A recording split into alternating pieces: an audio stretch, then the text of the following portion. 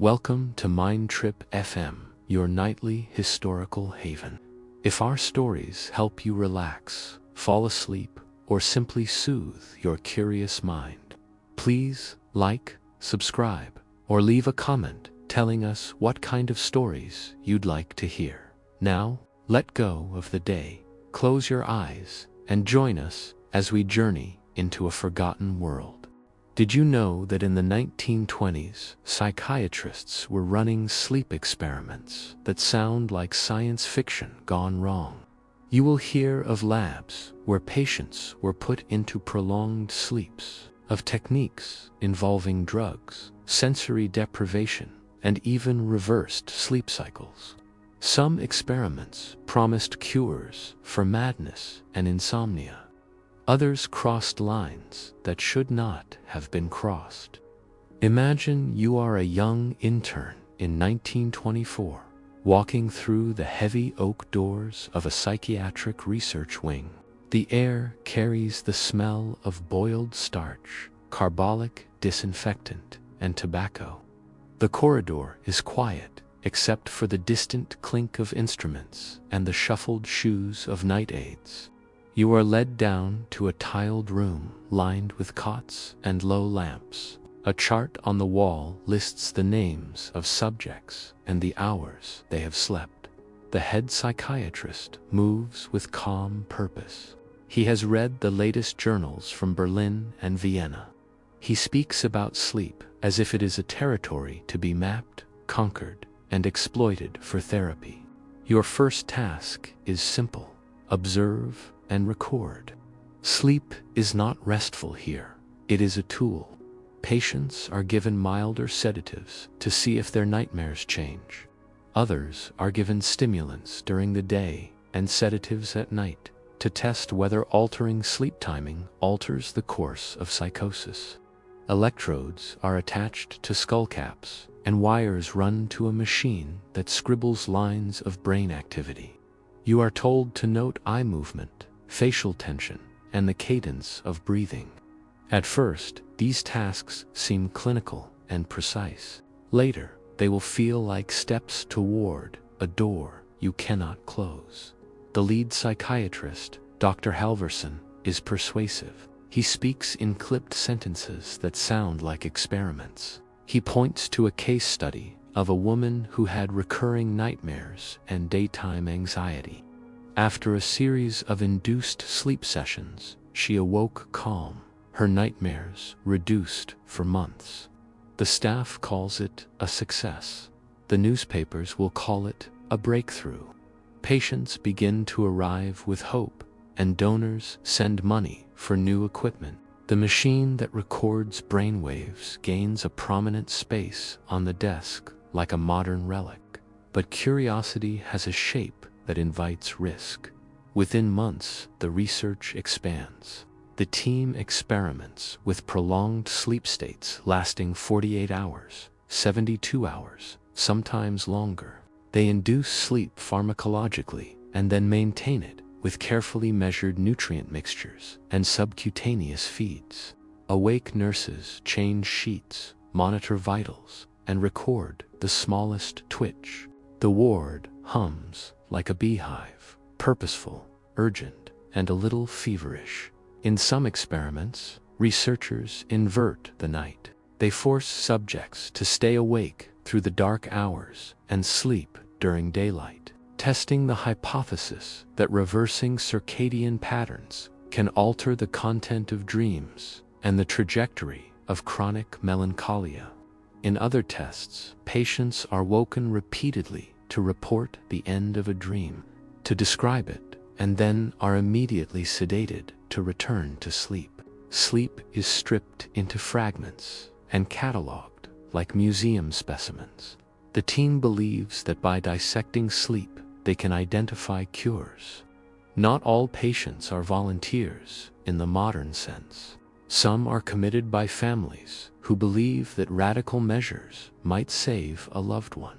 Others are indigent patients in public hospitals whose legal guardians sign consent forms a ward administrator drafted.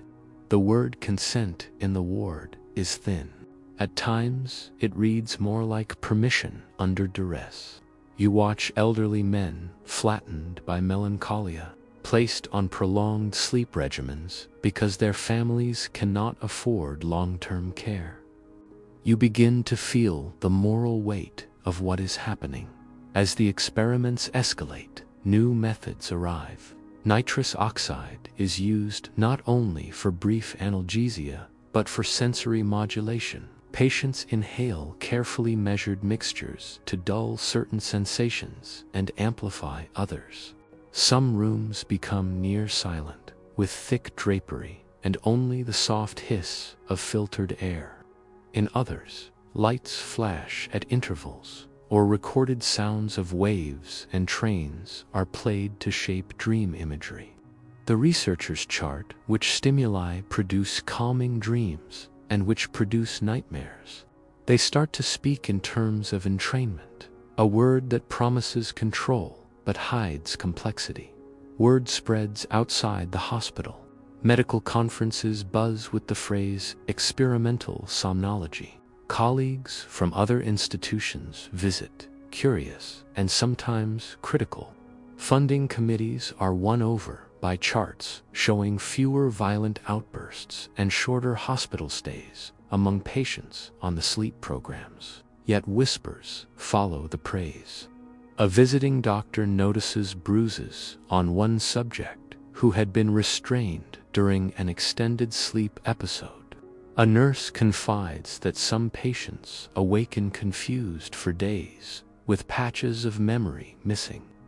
The clinical ledger lists benefits.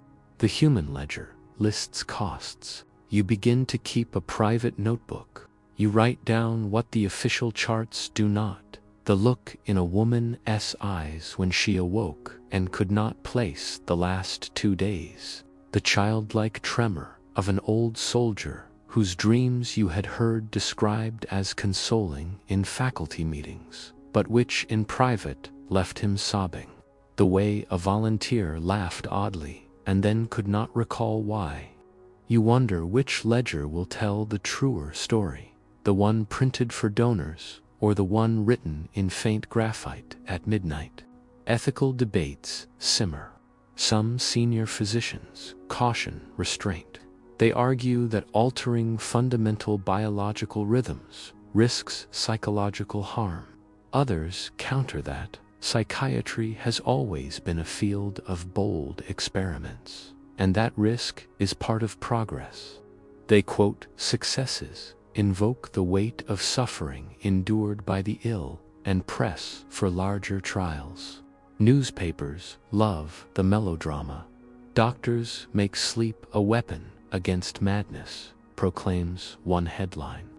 Another editorial warns that the line between treatment and torture is perilously thin. Then a scandal breaks. A local paper publishes a letter from a family who accuses the ward of causing lasting damage. The hospital boards convene emergency meetings. Investigations begin. The investigators question consent forms, track vital charts, and interview nurses. They find instances of overmedication and lapses in monitoring. They find nights when half the staff had been reassigned and when patients received weakened supervision. The lead psychiatrist defends the work, citing successes and the need for innovation. Yet the public pressure mounts. In the weeks after the revelations, donors withdraw pledges. Some colleagues distance themselves. The hospital tightens rules, institutes stricter documentation, and limits the duration of induced sleep. You observe the research contracts grow formal and cautious. A sense of chill settles over the ward. What once felt like a fevered pursuit moderates into guarded practice. The team learns to measure not only brainwaves, but the social pulse of public opinion. Despite the crackdowns, the core questions remain. Can manipulating sleep heal the mind? Can dreams be steered away from despair? The answers are not simple. Some patients do improve, some do not. some suffer. You find yourself torn between admiration for the ingenuity and sorrow for the casualties. You are learning that science can be a scalpel or a blade, and that intent does not always protect those who are experimented upon. One night, a young intern leaves the ward and walks to the river. The city hums with a different kind of sleep. Tram bells, late cafes, the distant roar of a factory. He tries to reconcile the charts and the faces. He thinks of the woman with missing days, of the old soldier, of charts that promise cures. He wonders whether breakthroughs justify the methods. He wants to believe in progress. He cannot forget the hollow look in a subject's eyes when a dream is extracted like tooth. The river moves. He walks back and signs his name on the next entry in the ledger. The ink is steady. The experiment continues. The experiments broadened in scope and geography.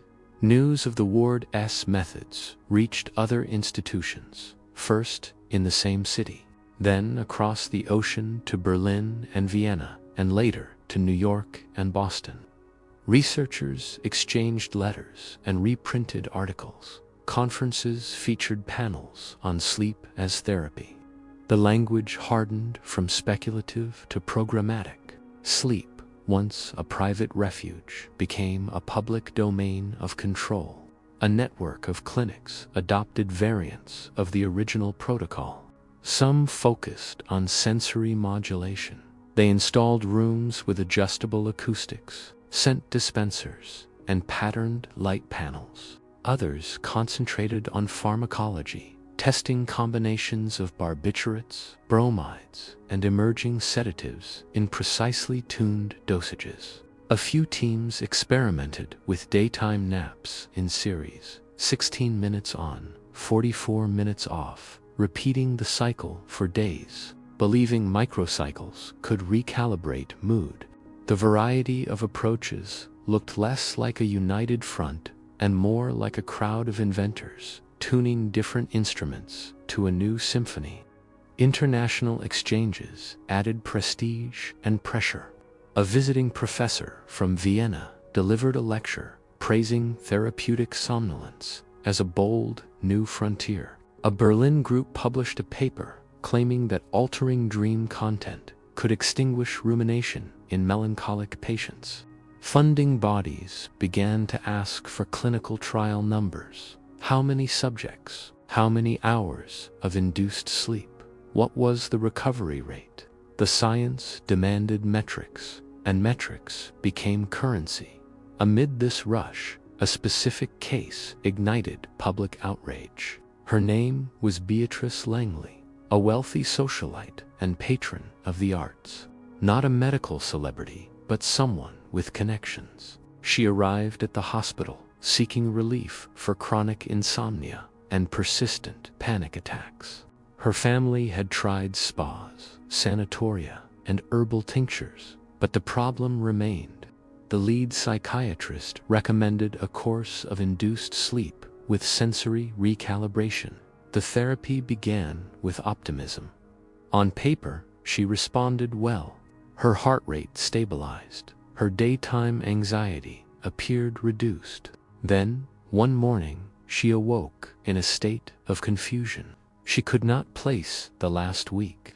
She recognized the nurse who cared for her, but she insisted she had not seen her in years. She could not recall the name of a close friend.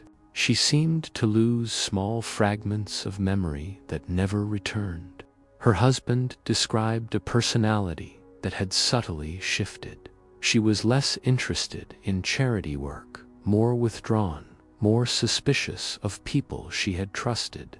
The family was unsettled. They blamed the hospital. The hospital responded defensively. Officials argued that Beatrice had underlying neurological vulnerabilities that predisposed her to such episodes.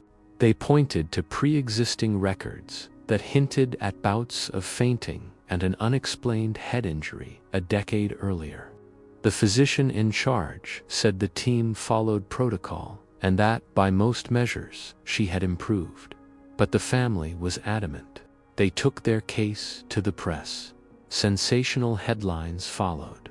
Society columns that had once praised the hospital's modern methods began to print letters warning of broken minds. The public reaction was swift. Civic groups demanded hearings. The hospital board convened an inquiry. A committee composed of physicians, lawyers, and clergy questioned staff, reviewed protocols, and subpoenaed patient charts. The committee's report would not be quick. It would be thorough, methodical, and public. The hearings were covered in daily papers, and every privileged misstep or ambiguous phrase was reported and edited. At the hearings, conflicting testimonies unfolded. Nurses testified to careful adherence to orders and meticulous monitoring. A night nurse tearfully admitted occasional fatigue and a night when staffing was thin.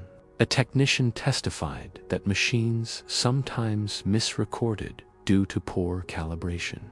The lead psychiatrist defended the programs as experimental but necessary.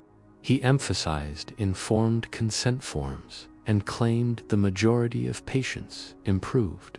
The family's lawyer displayed letters from Beatrice pleading for more treatment before her deterioration. The tone shifted from scientific jargon to moral accusation.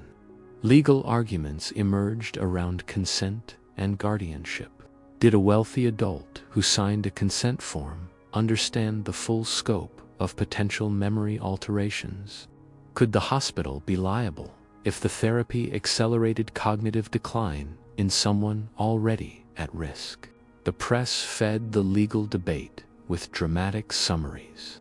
Editors ran interviews with ethicists who argued that medicine must protect the vulnerable, and with others who insisted that progress requires risk. Meanwhile, inside the ward, the research paused but did not end. Some protocols were halted pending review, some shortened in duration. Monitoring routines tightened, and independent observers were invited to inspect records. The atmosphere changed from confident exploration to cautious trial. Researchers implemented clearer consent procedures, recorded sessions in more detail, and appointed an ethics liaison to consult before high-risk interventions. The hearings did more than embarrass a hospital. They forced the profession to reckon publicly with the meaning of consent, the limits of therapeutic experimentation, and the proper relationship between innovation and oversight. Universities revised training modules. Medical journals published editorials calling for standardized reporting. Funding agencies reworked grant criteria to include ethical reviews.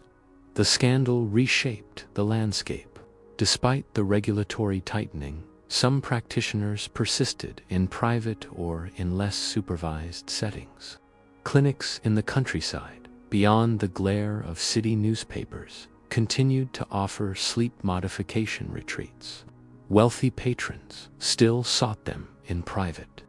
Those clinics often flew under the radar, practiced in converted estates with discreet billing and confidentiality clauses.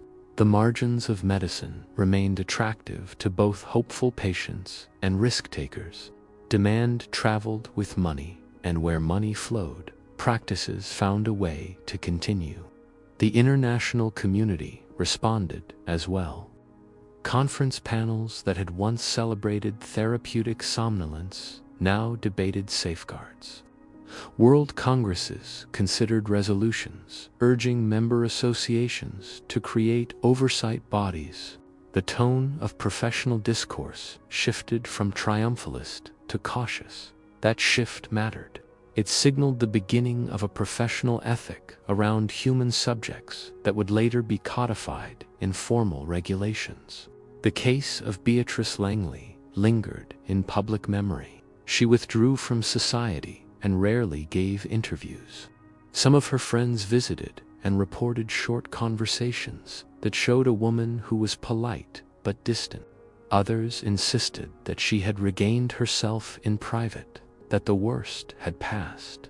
The truth, like memory, proved elusive. Still, the hearings left a residue, a sense that science could accomplish great things, but that the people who served it must carry responsibility. Back in the archive, you read the inquiry transcripts and watch a montage of clippings that chart the narrative arc. The scandal, the retreat, and the lasting shift in attitude are documented in gritty detail. The stories of individual patients remain the most moving. The charts list numbers. The human testimony lists losses and recuperations that do not fit neatly into a graph. You close the transcript and think about the larger question once again. What is the acceptable cost of progress? The cases you read do not answer the question, they complicate it. They show how progress without robust safeguards can create casualties. They also show how fear can suffocate innovation. The balance between risk and care remains a problem of eternal relevance. The scandal was not the end, it was a pivot. Out of public scrutiny and formal inquiry came pressure to professionalize. Medical associations convened panels. University hospitals revised consent practices. Grantmakers began requiring ethical reviews. The language of research shifted. Where once a protocol might read as a list of objectives and measurements, it now included clear descriptions of risks, alternatives, and steps to minimize harm. The changes were uneven and slow, but they mattered. One direct consequence was the rapid improvement of measurement techniques. The early scribbles of electroencephalography became more reliable. Machines that once left faint, erratic traces on paper were refined into instruments that could more clearly represent sleep architecture. Sleep became not merely a subject of speculation, but a domain that could be plotted, compared, and analyzed. Researchers learned to measure stages, rhythms, and cycles. Those measurements made debates less rhetorical and more empirical.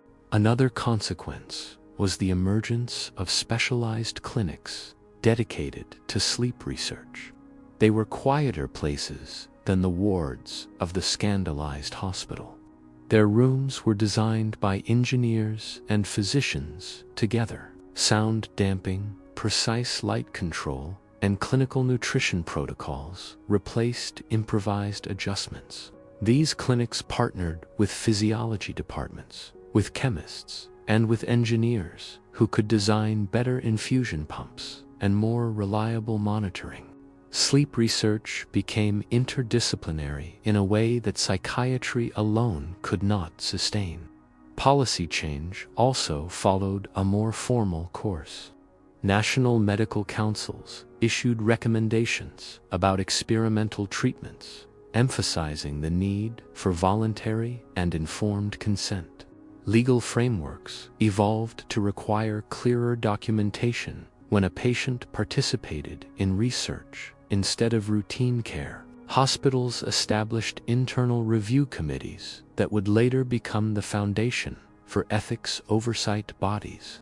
While true institutional review boards would not be codified until decades later, the lineage begins here, with committees that demanded accountability and documentation. At the same time, professional education shifted.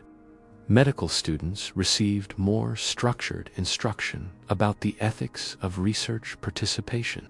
Lectures that had once glorified daring experimentation added modules on patient autonomy, on balancing potential benefits against possible harms, and on the social context of clinical work. The change in pedagogy was quiet but profound. A younger generation of physicians learned to ask not only whether a treatment could be done, but whether it should be done. Scientific lines of inquiry matured. Investigators refined drug regimens and explored the interaction between pharmacology and sleep stages. They became more careful about dosing and about the long-term metabolic consequences of chronic sedation. The interplay between sleep and mood disorders drew more rigorous attention. Studies began to track outcomes over months rather than days. Longitudinal data, imperfect as it often was, allowed for more nuanced interpretations. Some interventions produced transient calm but left cognitive side effects. Others yielded modest but durable improvements in mood. Parallel to these technical advances, the idea of sleep as therapy evolved into the idea of sleep as part of integrative care. Psychiatrists began to work with neurologists, with social workers, and with occupational therapists to create multifaceted treatment plans. Sleep became one element among many: nutrition, social environment, psychotherapy, and judicious medication. The hubris of seeking a single silver bullet faded as clinicians recognized the complexity of human distress. Internationally, conferences began to codify standards. Delegates debated how to measure outcomes, how to classify sleep disturbances, and how to train clinicians to intervene safely. Professional societies published primer manuals for sleep laboratories, recommending staffing ratios, monitoring standards, and consent templates.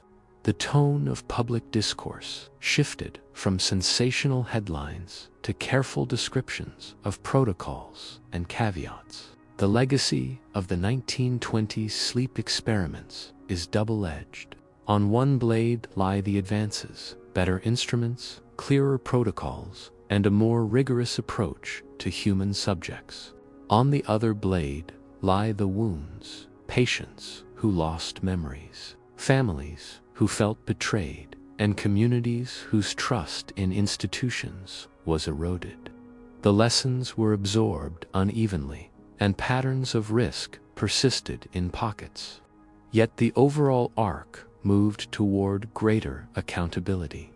You leave the research wing many years later and encounter a different world.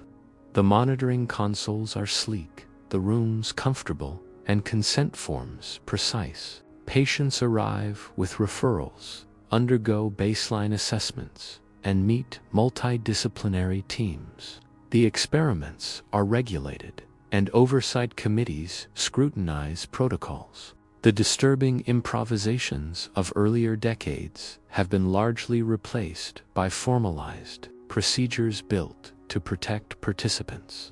In a quiet moment, you read an editorial penned by one of the original investigators, now older and reflective. He admits his errors without theatrical apology. He writes about the weight of urgency and the seduction of apparent breakthroughs. He stresses that remorse is a useful teacher if it is paired with institutional change. His piece becomes a staple in medical ethics courses and is read by generations of trainees who are learning to balance ambition with humility. Technology continued to advance. The tracing of rapid eye movement sleep was understood more clearly. Devices that recorded breathing, heart rate variability, and oxygen concentration allowed clinicians to see the whole physiology of sleep. These advances fed back into treatment: better identification of sleep apnea, better timing of therapeutic interventions, and more personalized approaches for mood disorders. Sleep medicine matured as a field that married careful measurement with compassionate care. Ethical frameworks also matured. The principle that research must respect autonomy, beneficence, and justice became embedded in training and policy. Hospitals developed formal review processes, and the public became an active stakeholder through advocacy groups. Families impacted by earlier misadventures organized and their testimony shaped legislation and practice. The voices of those harmed were no longer private complaints. They became catalysts for reform. Still, the story refuses to be merely triumphant. There remain moments of tension. In the decades after the reforms, private clinics in permissive jurisdictions sometimes offered unverified protocols to paying clients. In each case, episodes of harm renewed calls for vigilance. The cycle of innovation, exploitation, critique, and regulation repeats in different forms, reminding practitioners that ethical vigilance is continuous work rather than a one-time achievement. You close the book on the era and look at the field as it stands. From the grotesque improvisations of a young intern S-ward emerged science that could change lives for the better. The cost was real and must be acknowledged. The moral is clear and persistent. Progress that does not build in safeguards is likely to create victims. Progress that does build in safeguards has a chance to heal.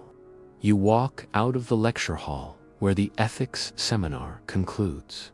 Students linger, debating the balance of risk and reward. A trainee turns to you and asks how one cultivates the courage to innovate without becoming reckless. You have no neat answer, only a conviction. Humility must accompany curiosity, and systems must be designed so that the burden of risk is shared equitably, not borne by those least able to defend themselves. The story of the bizarre sleep experiments of the 1920s ends not with closure, but with an ongoing charge.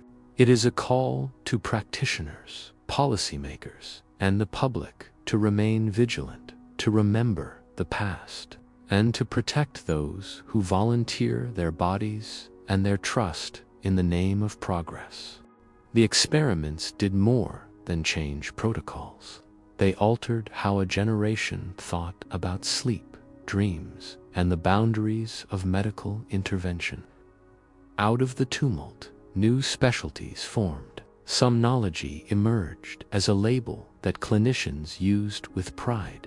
Sleep clinics opened with quiet waiting rooms and brochures promising better rest, yet the discipline carried its origin story like a scar. Ingenuity braided with excess. One important strand of development was technological. Engineers and inventors designed more dependable recording devices. Electroencephalography improved from a shaky ink trace into a reproducible map of brain activity. Respiratory monitors, heart rate recorders, and oxygen saturation devices became part of the standard toolkit. These instruments reframed sleep as a landscape of measurable events, stages that rose and fell in predictable cycles, respirations that hinted at obstruction, and arousals that spoke to distress. With better measurement came better classification. Physicians learned to distinguish insomnia from sleep fragmentation, hypersomnia from fatigue, and nightmares from night terrors. The diagnostic categories grew finer and allowed clinicians to tailor interventions. Instead of a single blunt approach of prolonged sedation, treatment plans could now pair short, targeted naps, cognitive therapy, and pharmacology calibrated to individual physiology. The memory of the early crude experiments pushed clinicians to be more precise. Another lasting legacy was the way veterans and trauma sufferers entered the conversation. The First World War had left a generation with shell shock, nightmares, and sleeplessness. The post-war years in the 20s saw an increased urgency to find relief for such disturbances. Sleep interventions offered hope. Some veterans benefited from regulated sleep schedules and supportive therapy. Others, however, experienced it as erasure, the sense that memory itself might be traded away for temporary calm. Debates on how to treat trauma without silencing the person who suffered, deepened. Academic medicine responded by building research programs that balanced curiosity and caution.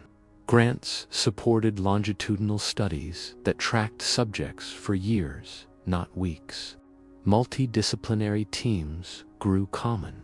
Psychiatrists worked with neurologists, statisticians, and ethicists.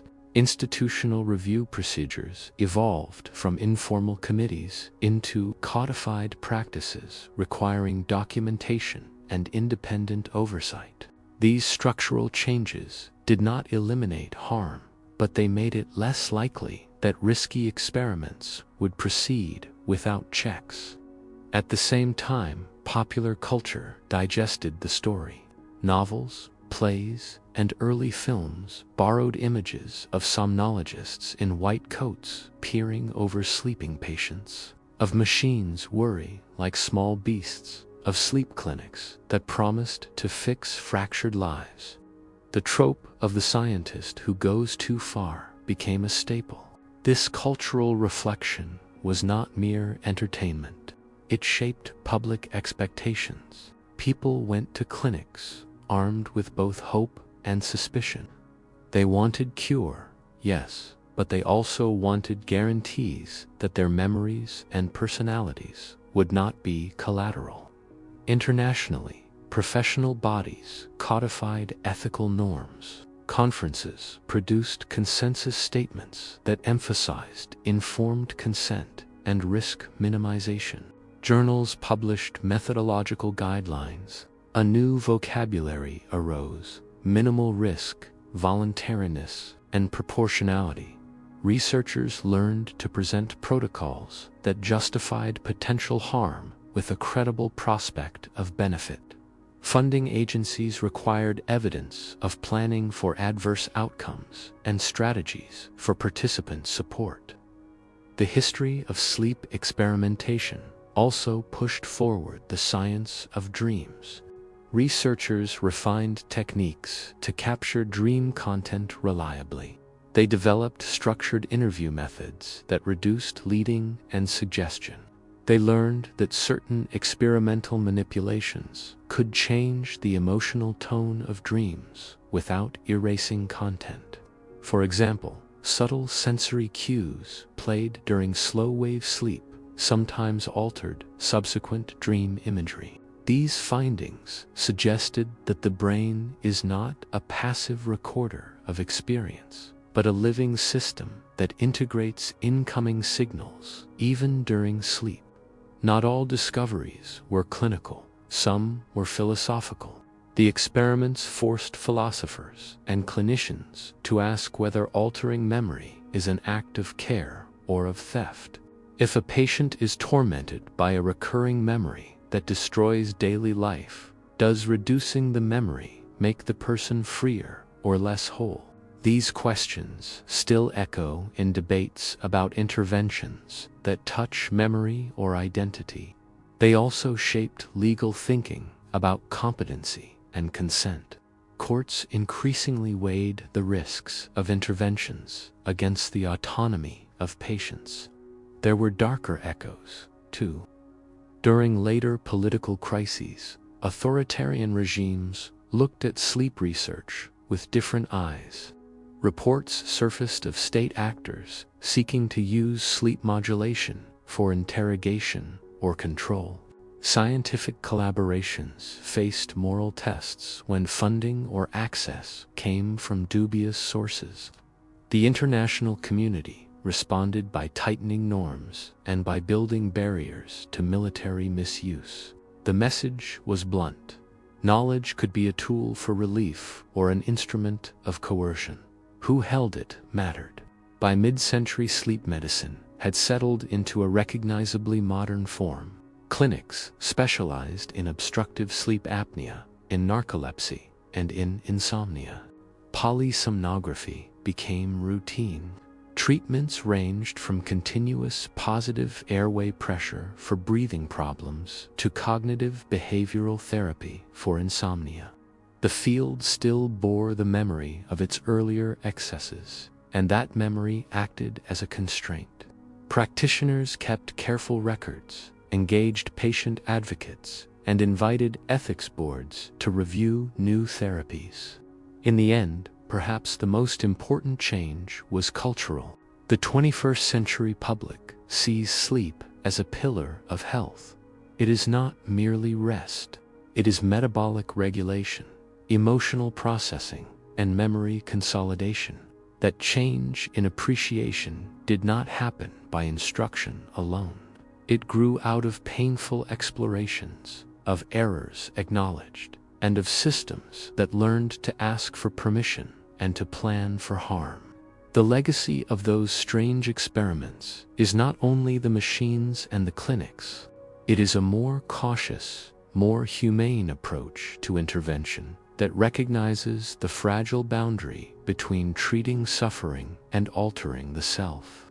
As you close the notebook that has recorded all the cases, you look over one last list: reforms enacted, clinics opened, patients enrolled in follow-up studies. Next to the list, in a margin that someone has scribbled years ago, a single phrase appears: do no harm, and when in doubt, ask the person. It is simple, it is human. It stands in contrast to the ambitious claims that once animated the wards.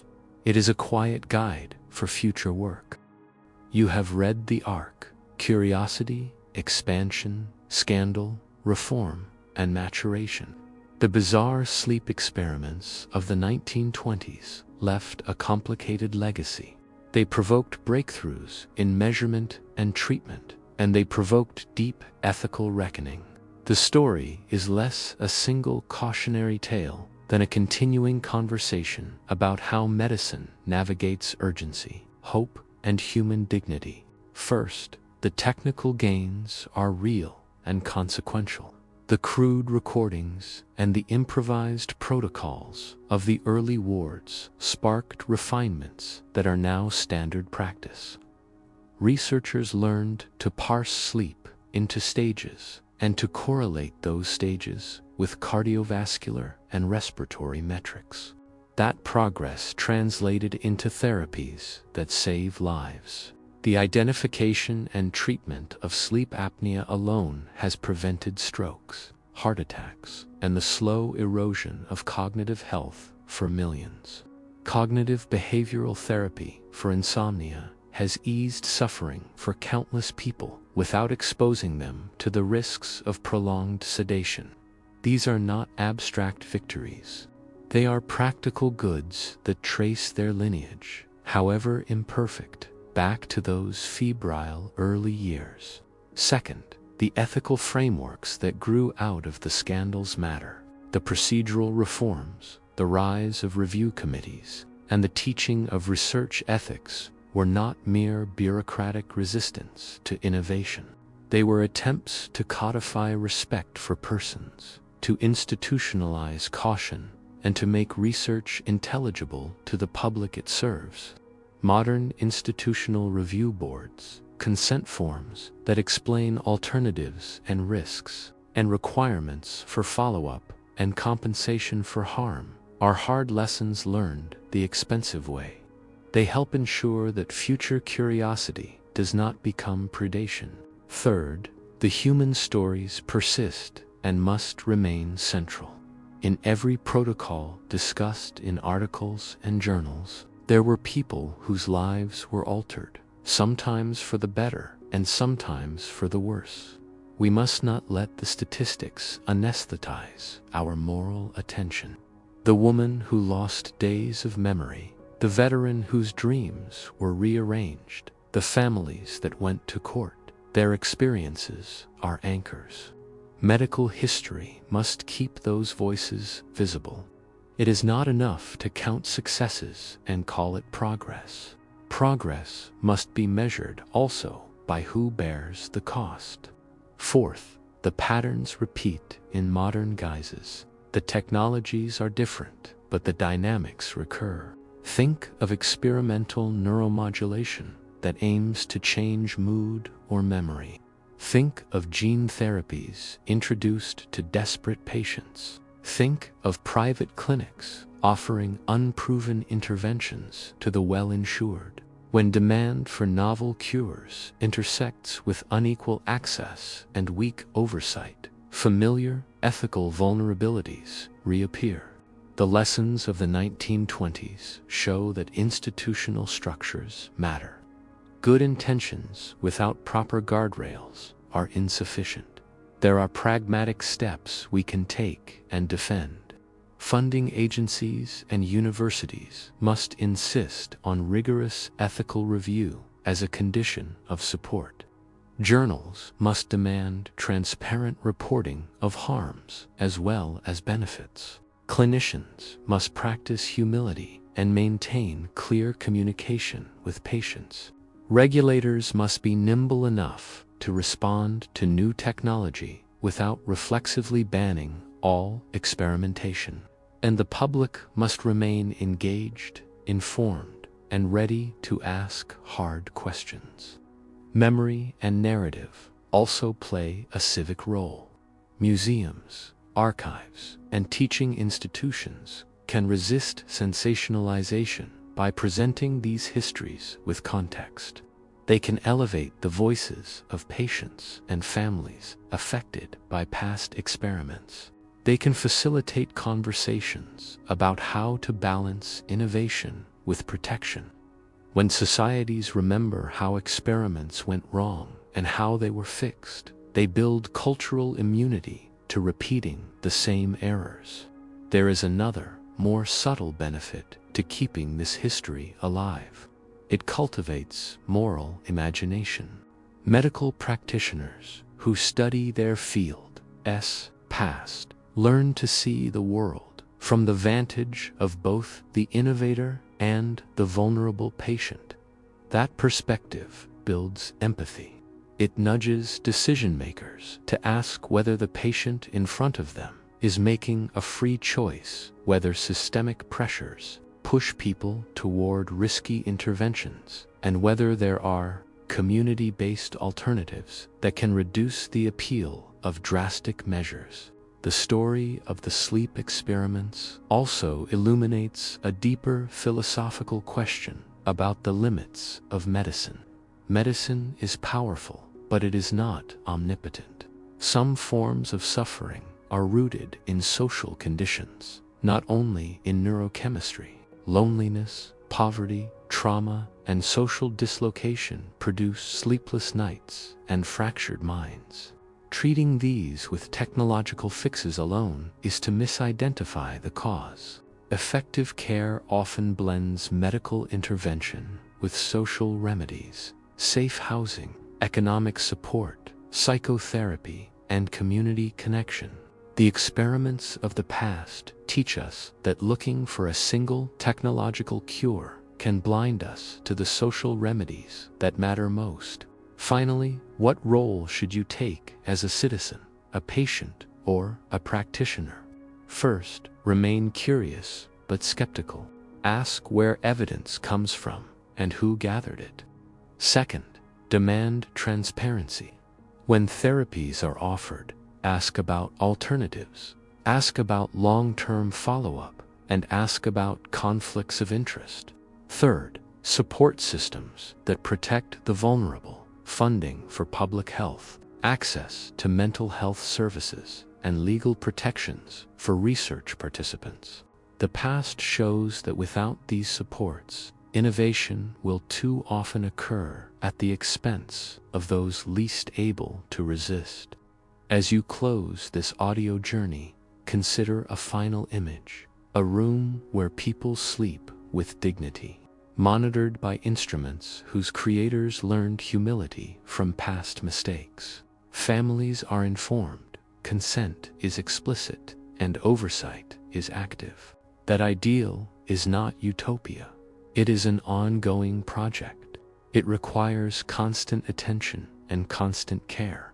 The bizarre sleep experiments of the 1920s are not merely an odd chapter in medical annals. They are a mirror in which we can see the interplay of hope, hubris, commerce, and compassion. They ask of us nothing less than vigilant humanity. Let us answer that call. If you found this investigation useful, consider subscribing to Mind Trip FM, leaving a comment with the idea that surprised you most, and sharing the episode with a friend who loves difficult stories told carefully. Thank you for listening.